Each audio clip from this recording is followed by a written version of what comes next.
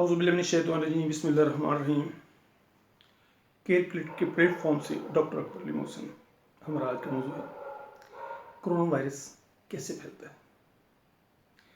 تو سب سے پہلے آپ کو یہ علم ہونا چاہیے کہ کرونا وائرس انفلوئنزا کی نسل سے ہے، اسی فیملی سے تعلق رکھتا ہے جسے ہم فلو کہتے ہیں، نزلہ زکام کہتے ہیں۔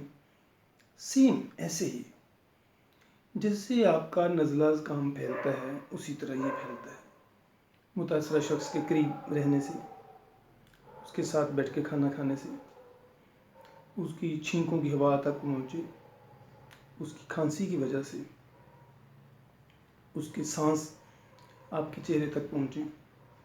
یہ سب سے بنیادی اس کی پھیلنے کی وجوہات ہیں۔ کرونا وائرس تقریباً متاثرہ شخص سے 1 میٹر کے فاصلے تک پھیل سکتا ہے۔ 1 میٹر سے زیادہ فاصلے تک جو شخص ہوتا ہے وہ کرونا وائرس سے محفوظ ہوتا ہے۔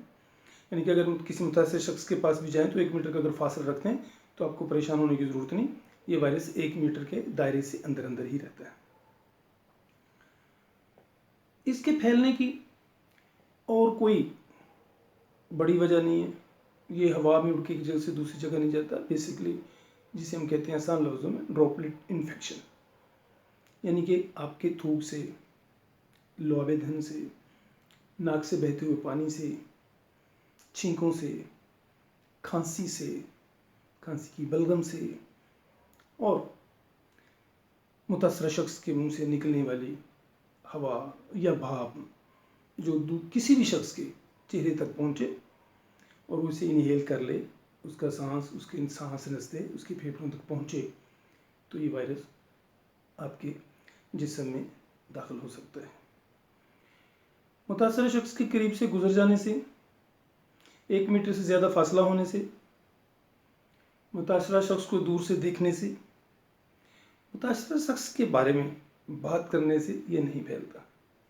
یہ تب پھیلتا ہے جب آپ کسی متاثرہ شخص کے پاس ہوں، اس کی سانسوں کو آپ محسوس کر سکتے ہوں، اس کی چھینکیں آپ کے چہرے تک، آپ کے سانسوں تک پہنچیں، تو آپ کے انفیکٹڈ ہونے کا 100% چانس ہے۔ اسی لیے جب کسی متاثرہ شخص سے ملے تو آپ کے چہرے پہ ماسک ہونا چاہیے۔ ہر وقت آپ کو ماسک لگا کے پھرنے کی ضرورت قطعا نہیں ہے، کیونکہ یہ کوئی اس طرح کے متعدی امراض میں شامل نہیں ہے کہ جو ہوا میں شامل ہوتے ہیں اور آپ سانس سے دیتے ہیں تو آپ کے جسم میں داخل ہو جائیں گے۔